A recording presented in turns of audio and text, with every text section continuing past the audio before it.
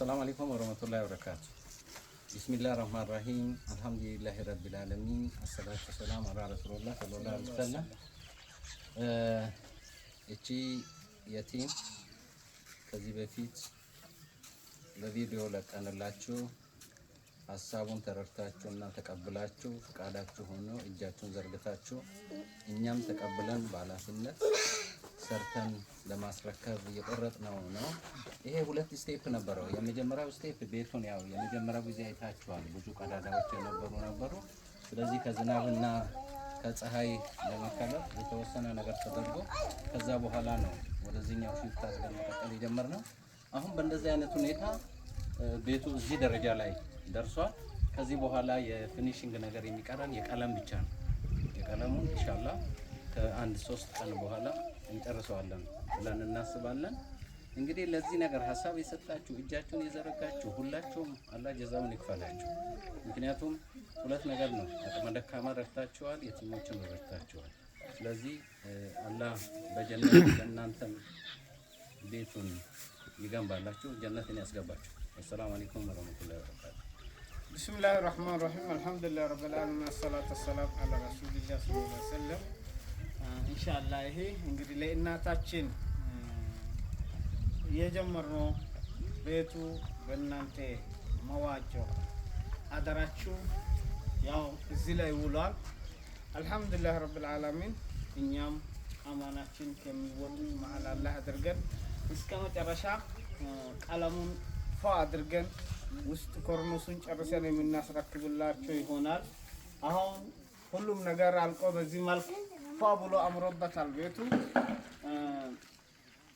ጓዳ አለው፣ ሳሎን አለው፣ መግቢያ ውስጥ አለው። ውስጡን በኋላ በሚናሳያችሁ ሲሆን አሁን ያለው ሐሳባችን እነዚህ የመጀመሪያ የተቀረጠው ቤት አይደለም። ትንሽ የተወሰነ ነገር ተሻሽሏል። በወቅቱ በዝናብና በተለያየ ነገር እንዳይጠቁ በሚል ከላይ ሳር ለበስ አድርገንበት ይሄን ሽፍት አድርገን እስክንጨርስ ድረስ በዚህ መልኩ የተጠናቀቀ ነው።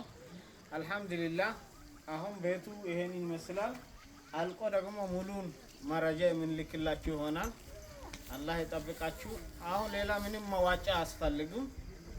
የተዋጣው ብር በትክክል ይጨርሳልና ልናመሰግን ነው። ይሄን ላዋጡት አካላት አላህ ኸይር ጀዛችሁን ይክፈላቸው።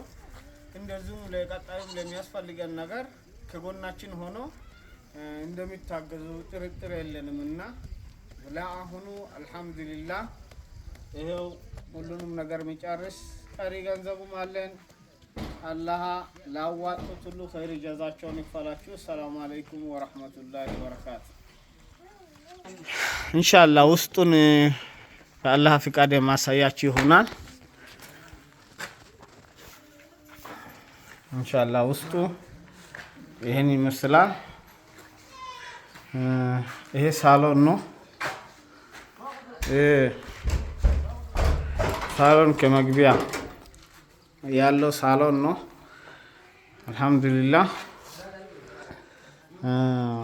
ይሄ ደግሞ ጓዳ ወይ ምኝታ ቤት የሚባለው ነው። ምኝታ ቤት ያው በዚህ መልክ ነው። ኢላይ እንትኑ ኮርኒሱ ተገጥሞ ሲያልቅ ያው በጣም ፏ ብሎ ያምራል። አልሐምዱሊላህ ይሄ እቃ ማስቀመጫና ማውጫ ነው። እዚህ አካባቢ እቃዎች ይቀመጣሉ።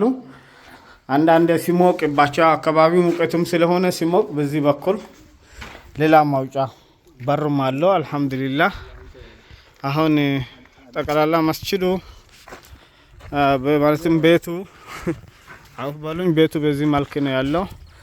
አላህ ኸይር ጀዛችሁን ይክፈላችሁ። እንግዲህ የሰራችሁ ለነዚህ ምስኪኖች ናቸው። እነዚህ የሳ ምስኪኖች ናቸው።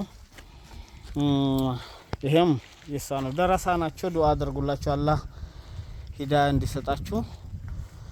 አላህ ይጠብቃችሁ። ሰላም አለይኩም ወራህመቱላሂ ወበረካቱ።